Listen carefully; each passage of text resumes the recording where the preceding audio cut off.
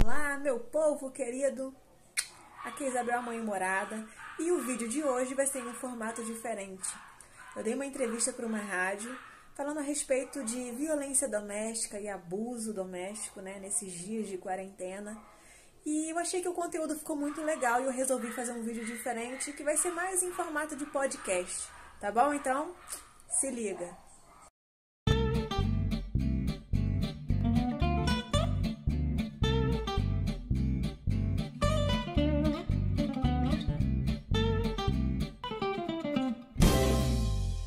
Vários canais da imprensa noticiaram o aumento de violência doméstica durante essa quarentena. Vamos falar um pouco sobre isso? Pois é. Vários canais da imprensa têm noticiado o aumento da violência doméstica realmente, não só no Brasil, no estado do Rio de Janeiro, como no mundo todo. O número de mulheres assassinadas dentro de casa dobrou, né? No estado do Rio de Janeiro também dobrou o número de notificações de violência doméstica e especificamente nesse período de quarentena, né? O comparativo desse mês de 2020 para esse mesmo mês de 2019 tem um crescimento assim absurdo. Em março, por exemplo, houve um aumento de cerca de 30% do pedido de medidas protetivas, né? As mulheres pedindo para que os esposos fossem afastados do lar por questão de violência, e fora os casos que não são notificados, né? A gente sabe que existe um descrédito muito grande de que a mulher vá denunciar. São muitos fatores que a gente vai conversar hoje sobre eles também, da autoestima da mulher, da forma como a mulher é recebida quando ela vai notificar essa violência. E hoje, felizmente, nós temos a delegacia especializada da mulher. Então, realmente, houve um aumento exponencial em todo o mundo e alguns fatores a gente precisa considerar, né? É uma coisa muito cultural do nosso país, realmente ter como uma normalidade a mulher ser agredida de todas as formas. E a questão é tão grave que as próprias mulheres, quando tem uma notícia de que uma mulher apanhou do seu esposo, a gente tem a tendência de se perguntar, poxa, mas o que ela fez, né, de tão grave para tirar o cara do sério desse jeito? Então a gente coloca a vítima no lugar de culpa pela própria agressão que ela sofreu. Então a gente está assim realmente vivendo uma inversão de valores muito grande e a gente precisa reverter essa situação, né? Ter sororidade, né? As mulheres precisam ter uma irmandade umas com as outras, no sentido de protegerem umas às outras, e a gente ter assim um julgamento crítico um pouco assim isolado da questão do machismo, do patriarcado que a gente já vive, né? Desde criança a gente aprende que o homem é o provedor da casa, é ele que manda, mas a gente precisa compreender, até mesmo à luz da Bíblia, né? Que aqui a gente está falando num canal cristão, que o homem, ele não é pai da esposa. Ele é pai dos filhos, mas não é pai da esposa. E a gente vê que se converte assim a situação de tal modo que parece que a própria esposa também é filha do marido, de tal modo que se o marido botar a esposa de castigo ou der um tapa na esposa, né, é uma coisa aceitável e não é. É uma coisa totalmente grotesca, absurda e inaceitável. Né? E muita gente pergunta, mas poxa, Isabel, eu conheço mulheres que são agredidas pelos os esposos, mas eles bebem. E nessa quarentena, a gente está vendo que as pessoas não estão indo para bar, os bares estão fechados. Então, como que essa violência está acontecendo, né? Por incrível que pareça, houve um aumento também enorme do consumo de bebida alcoólica, né? As pessoas não estão indo aos bares beber, mas estão trazendo a bebida para dentro do seu lar. E psicologicamente falando, né, saindo um pouco do jurídico, mas falando do psicológico, a bebida, ela desliga o superego do ser humano. O que é o superego, Isabel? É a noção de certo e errado. Por isso que a pessoa que bebe, ela dirige alcoolizada, não tem noção do perigo que está causando a si e aos outros. Por isso que a pessoa que está bêbada, ela mexe com a mulher de alguém, fala uma coisa inapropriada, e agride também, porque ela não tem a noção do certo e errado, não tem noção de consequência. Então, mulher, você que me ouve, já te falo, não adianta tentar discutir com uma pessoa que está alcoolizada. Não adianta tentar falar com ela que a postura dela está sendo horrível. Ela não vai entender porque o cérebro dela, o entendimento dela está desligado, é uma coisa fisiológica. Então, se o marido chegou também alcoolizado, deixa para amanhã, né? Deixa para amanhã qualquer discussão para que não seja também um potencializador da violência. Mas afora a questão da bebida, tem muita pessoa que não bebe também, Isabel, e também é violenta. A gente tem percebido também, né, os órgãos de controle que estudam o comportamento humano têm percebido que os problemas financeiros também trazidos por essa quarentena, a convivência mais intensa, né? Porque normalmente a gente fica em casa com o marido algumas horas, sai, trabalha, volta, ou ele sai e volta. Então a gente tem assim, um tempo de respirar, né, de desopilar um pouco a mente dos conflitos, às vezes, as discordâncias do lar, que é comum ter em qualquer lugar, né? No nosso trabalho, enfim, onde tem seres humanos vai ter algum tipo de discordância. Mas a gente vê que essa questão da convivência é mais intensa, esse momento tenso, as pessoas perigando perder seus empregos. O isolamento social é um fator estressador também, porque a gente fica longe dos nossos parentes, dos nossos amigos, das pessoas com quem às vezes a gente dá uma desabafada e acaba assim equilibrando um pouco as emoções. Isso também está faltando. Então, realmente, essa quarentena tem sido assim um termômetro para muitos relacionamentos. Tanto é que a gente tem visto aí na imprensa, né, muitos casais que estão se separando nessa quarentena, porque a convivência tem sido cruel demais. E a gente precisa se reconhecer, né, e se conhecer e conhecer nossos direitos para que a gente não venha sucumbir a esse ciclo de violência. Até porque ninguém fica violento da noite para o dia, né?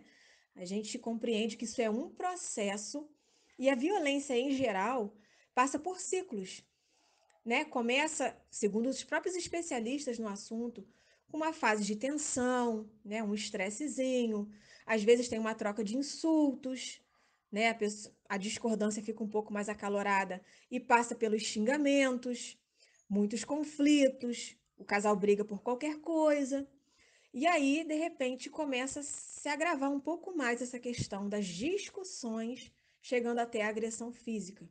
E depois é o processo normal, tem a fase de reaproximação, né? Aquela lua de mel. O marido compreende a besteira que fez e tenta fazer de tudo para reconquistar a sua amada, porque por incrível que pareça, às vezes a pessoa realmente é amada por aquele homem, né? Que perdeu a noção e tem promessa de melhora, né? E aí depois aquele ciclo, ele vai se reiniciar, começa uma tensão, uma discussão, uma troca de insultos, de xingamento, chegando ao físico novamente. Só que a tendência é que isso fique cada vez mais frequente, né? Cada vez mais aquilo que era um processo de degradação, a cada briga que tiver, vai chegar às vias de fato. E a gente precisa compreender que durante esses ciclos, essas fases, né, não é só a agressão física que conta. Tem a agressão moral, a agressão psicológica, a agressão patrimonial, né, a dependência que é causada a essa mulher e também a agressão sexual, né, que a gente vai falar um pouquinho sobre tudo isso. E cabe ressaltar também que o homem violento, ele tem um perfil, né? Ele já é uma pessoa que, se você parar para pensar, a gente falando as características, a gente começa a pensar, nossa, desde que eu namorava ele, ele já era assim. Nossa, como que eu não percebi que ele era assim? Que é, por exemplo, interferir no modo de se vestir da companheira, né? Às vezes as pessoas que têm religião, têm um código de vestimenta um pouco mais rigoroso, há uma interferência até maior, né? E coloca a culpa na religião. Nossa, o pastor não vai gostar dessa sua roupa. Nossa, Jesus se vestiria assim, né? Começa a infligir aquilo que está dentro do coração dele, começa a jogar para cima da mulher aquele peso e aquela culpa na vestimenta, colocando na religião, né? Isso é uma coisa muito sutil que a mulher precisa perceber. Hábito de controlar as redes sociais, querer ter senha. Não que ele não possa ter a sua senha, mas se você voluntariamente quiser dar, não é uma coisa obrigatória, porque a privacidade, nossa privacidade é um direito constitucional, né? Então é uma coisa que não é imposta, é uma coisa que é voluntária do casal que confia um no outro e quer ter. E normalmente esse homem que quer ter a senha da esposa, o celular dele tem 7 senhas. né? É uma coisa bem estranha. Não deixa o celular com o filho para jogar joguinho. Ele é cheio de segredos, né? E a mulher não pode ter segredo com ele. Então, é algo também a se prestar atenção. É um homem que humilha, tem costume de xingar a companheira, às vezes em tom de brincadeira, bota um apelidinho que é um apelidinho assim, cruel, né? Mas faz rindo, então fica como se fosse na brincadeira. A possessividade também. É ele que manda em tudo, é ele que decide aonde o casal vai, o que vai comer. É uma coisa muito imposta, né? E no casamento, o combinado não sai caro, né? Todo mundo precisa ter a sua voz. O casamento é uma convergência de valores, uma convergência de afetos. Então, tudo precisa ser muito combinadinho, tudo precisa ser muito é, feito de forma voluntária pelas pessoas, né? Nada imposto é bom, né? E esse homem normalmente interfere também nas relações sociais, não só na internet, mas na vida real. Ele começa a afastar essa mulher dos pais. Os pais não prestam, a família dela é doida, sua família é muito estranha. Como é que você consegue ficar no meio desse povo? Então vem aquelas palavras, né? Faz a pessoa, às vezes, muito sutilmente, se distanciar dos amigos. Nossa, essa sua amiga é tão sem noção, não anda com ela não, que você está se queimando. Ele começa a colocar defeitos na pessoa e a gente, a mulher que é abusada psicologicamente desse modo, ela começa a achar que essa ideia partiu dela. Eu larguei aquela menina porque eu achava que ela não era mais adequada para ser minha amiga. E na verdade foi uma memória plantada por esse homem para isolar a mulher. Esses homens são homens que não sabem lidar com raiva. Desde o namoro você percebe. Eles quebram coisas, eles batem porta, eles jogam coisas longe. Eles não sabem lidar com frustração, né? Eles vivem numa cultura do mais forte sobre o mais fraco. Então, se a mulher demonstrar força, como trabalhar, ser elogiada perto dele por outros, seja na igreja, seja no trabalho, seja em qualquer outro lugar, né? Se ela ganhar mais que ele, se ela for competente até para as atividades domésticas. Às vezes o cara não consegue fazer um trabalho doméstico, sei lá, trocar uma resistência do chuveiro e a mulher vai lá e troca. E ele fica ofendidíssimo com isso, porque a mulher tem iniciativa de fazer as coisas, né? Então ele fica incomodado com essas coisas, né? E ele faz um trabalho, é, por isso é um trabalho tão forte desse homem abusador de minimizar tudo que a mulher faz. Ele tenta menosprezar tudo que essa mulher faz. O álcool e as drogas também ajudam muito nesse processo. Normalmente esses homens foram vítimas e testemunhas de maus tratos, né? As mães deles passaram por esses processos de agressão e continuaram casadas, né? Suportaram. Então ele acredita que isso é um tipo de casamento que funciona quando o homem manda e a mulher é subserviente e é isso aí, pronto, acabou. Quando a mulher é muito para frente, ela larga o casamento e vai embora. Então, para ele, esse é o jeito do casamento funcionar. Então eles procuram um perfil de mulher específico, né? Mulher impotente, mulher indefesa, mulher com baixa autoestima, que seja submissa, carente, economicamente dependente, todo tipo de vulnerabilidade. Ele assim, inatamente, ele procura esse perfil de mulher. Existem sinais que tem algo errado no meu relacionamento? Como posso perceber isso?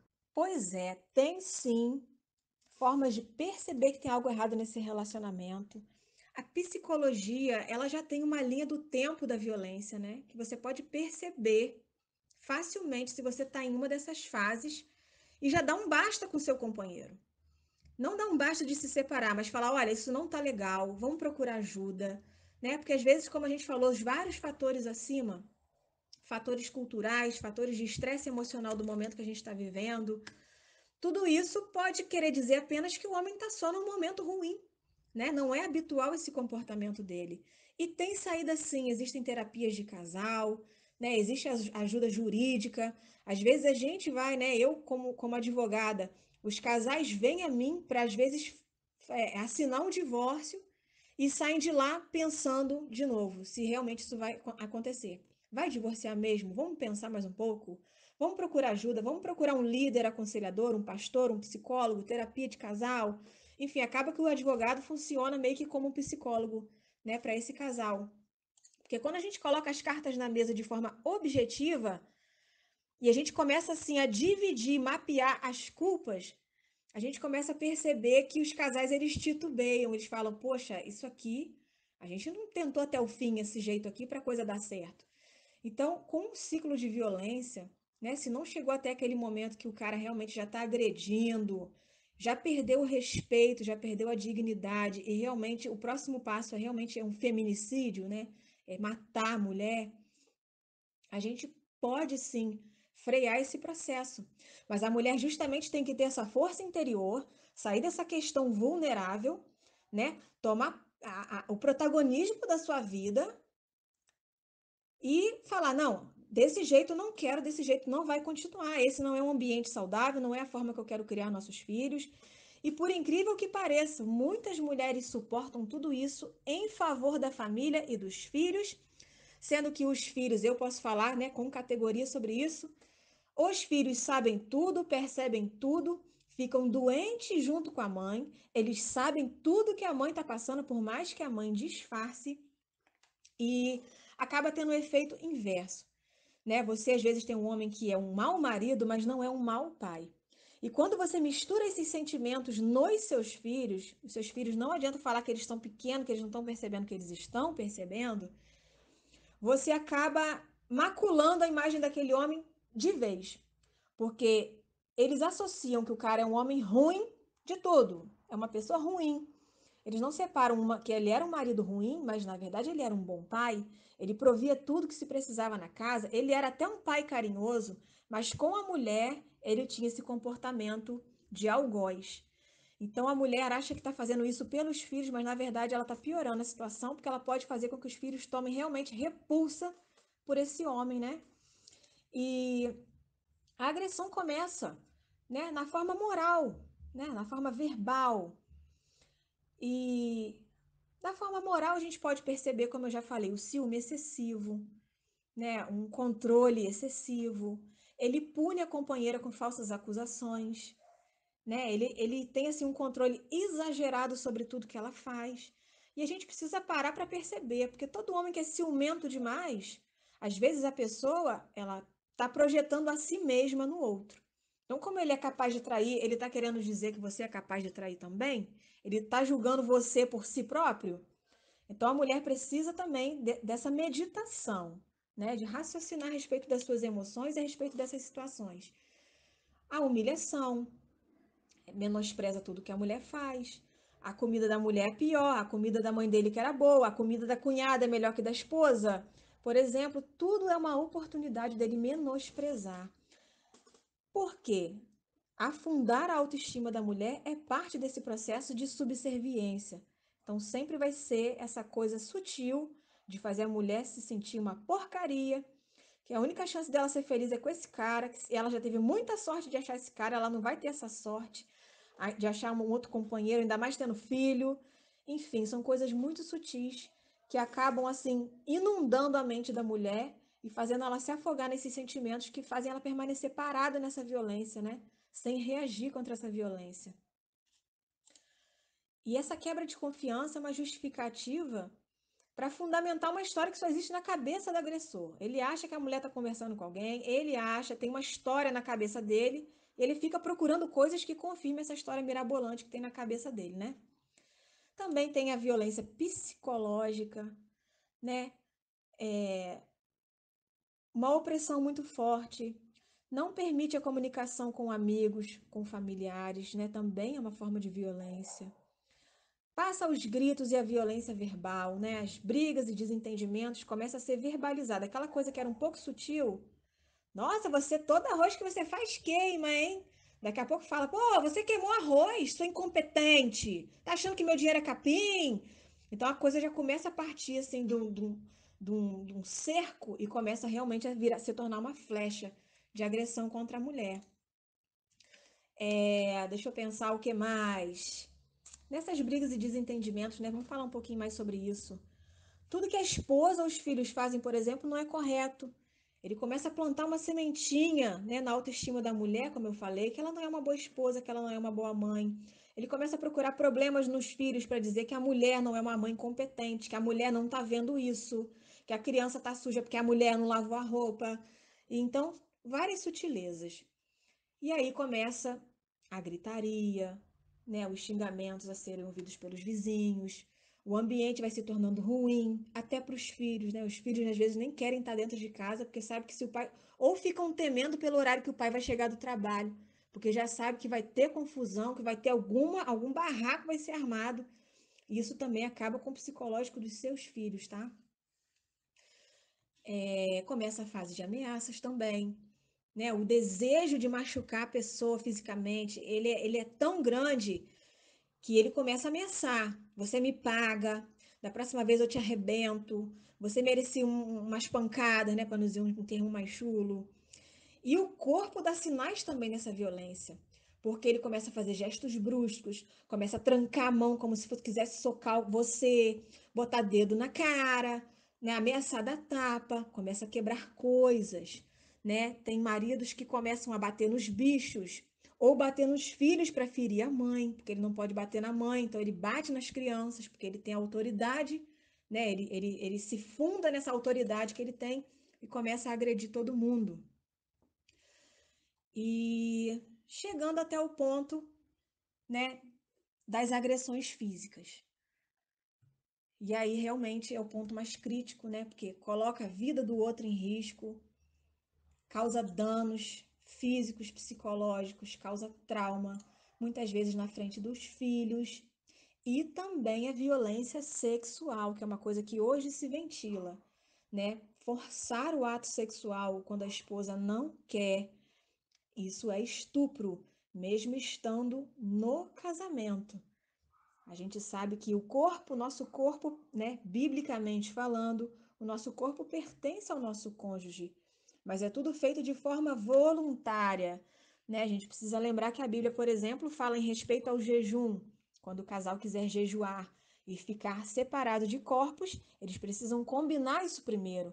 Então, isso demonstra para a gente que o ato sexual, né, à luz da Bíblia, à luz do razoável, tem que ser uma coisa consentida pelos dois. E às vezes isso também não é respeitado. Então realmente a gente vê por aí que as coisas que começam às vezes com uma coisa, você é imprestável, você é burra, você é igual sua mãe, né? Vão tomando uma proporção que tira a liberdade de ir e vir do outro, vai minando a autoestima para que a mulher, né, não se sinta valendo nada. Esse homem, às vezes, não deixa a mulher trabalhar, não deixa a mulher se qualificar para que ela possa ter um trabalho.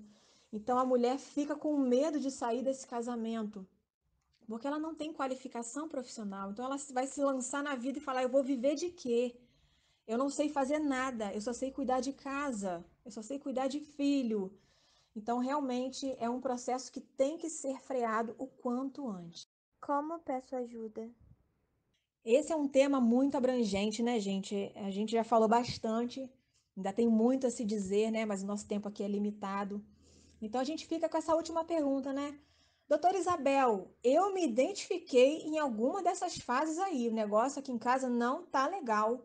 E não é por causa de quarentena. Eu tô vendo que a coisa tá num processo difícil. Doutora Isabel, como que eu peço ajuda?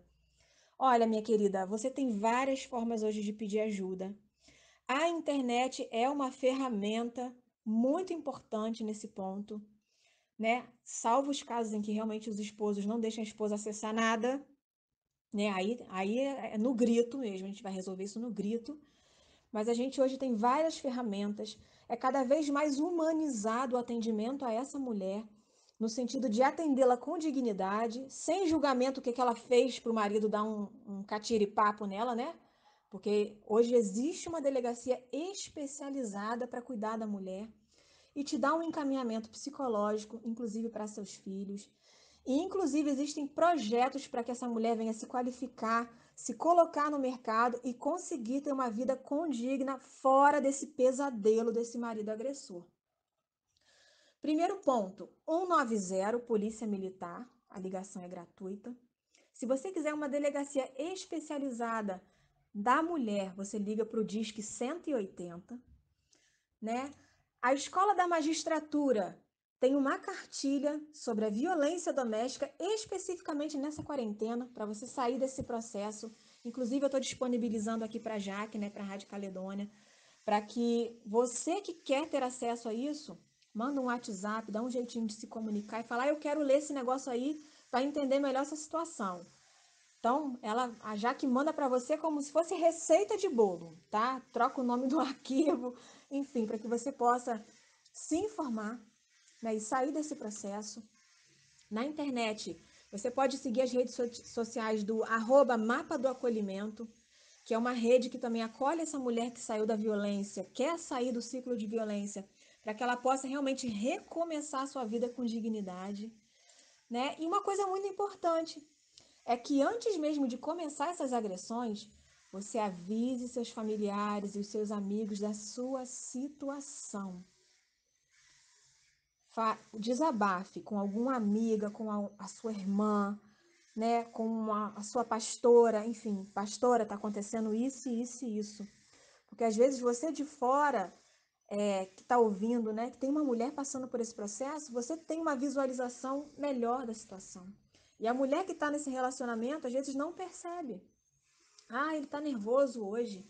Não, isso aí é uma fase, né? Enfim, o pai dele era assim também, mas a minha sogra aguentou. Então isso aí deve ser uma fase. Não, minha querida, não se engane dessa forma, né? Tenha lucidez para avaliar essa situação e tenha pessoas capacitadas à sua volta para avaliar essa situação e para te ajudar a decidir isso, né? A gente sabe que tem fatores financeiros, psicológicos, religiosos, né? A gente sabe que a religião impõe muito essa questão do divórcio, né? O divórcio não é uma coisa boa, aceitável, não é o projeto principal de Deus que se divorcie, né, de acordo com o cristianismo. Mas com certeza também não é o projeto de Deus que a mulher seja espancada sistematicamente pela pessoa que deveria amá-la e protegê-la, né? A Bíblia fala que o marido tem que amar sua esposa como Cristo amou a igreja e, se possível, dê a vida por ela, como Cristo deu. Então, qualquer coisa que esteja fora desse parâmetro já está fora da Bíblia, né? Então, a mulher cristã também precisa ter esse entendimento, né? E deixa anotado o número de serviços do apoio à mulher, né? Tem um caderninho com esses telefones de emergência. Se você tiver um filho um pouco maiorzinho, também. Se for o caso, peça para alguém fazer denúncia anônima, sabe? Fale com alguma vizinha, amiga, fala, amiga, se você escutar algum barulho estranho lá em casa, você chama a polícia, não tenha pena não. E deixa essa pessoa imbuída dessa missão de te proteger, de tá prestando atenção em você, né? E deixe itens essenciais como chave, documento, dinheiro, tudo juntinho no local certo. Se você perceber que seu marido surtou, você cata suas coisas e some, né? Na oportunidade que você tiver. Você me desculpa até já que está falando assim tão objetivamente, é porque como advogada a gente vê o aspecto jurídico e infelizmente a consequência disso, né? A gente vê as mulheres tentando levar uma vida ao lado daquela pessoa. Eu tenho casos de clientes minhas que levaram 15, 18, 20 anos suportando um casamento difícil dessa forma aí como eu tô te falando, de chegar à violência física, de ter que chamar a polícia, né? Aquele famoso barraco mesmo. E depois de 20 anos, separar. Né? Gastou os melhores anos da vida dela ao lado de uma pessoa, tentando investir num relacionamento que não deu certo, os filhos expostos a essa violência, presenciando essa violência, e não deu certo. E hoje os filhos têm horror do pai. Poderia ter pelo menos salvo a imagem de pai, né? Então, realmente a gente precisa ter muita prudência para definir esse tipo de coisa. Planeje a sua saída para algum lugar seguro, se for o caso, né? Converse com alguém que possa te dar um suporte temporário até você se estabelecer. Normalmente a família é um porto seguro, apesar de que, né, a família, às vezes, o nosso marido afasta a gente da nossa família, mas a família costuma ser um porto seguro para a maioria das pessoas. Busca ajuda nos serviços de proteção à mulher, como eu já falei, delegacia, enfim. Igreja, comércio, se abriga em algum lugar até essa tempestade passar. E se você tiver ferida, claro, né, você busca um hospital e relata tudo o que aconteceu, porque os hospitais têm assistência social, têm equipe psicológica e podem te dar um encaminhamento adequado. E peça ajuda, minha querida. E você que pensa em oferecer ajuda, né? Eu, durante a minha infância, eu tinha na vizinhança uma casa que tinha muita violência doméstica.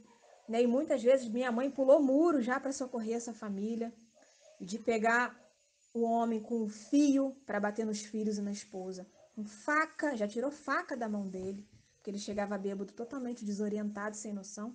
Ele era uma pessoa boa, era uma pessoa amorosa, né? Mas quando ele estava fora de si por causa da bebida, ele ficava transtornado.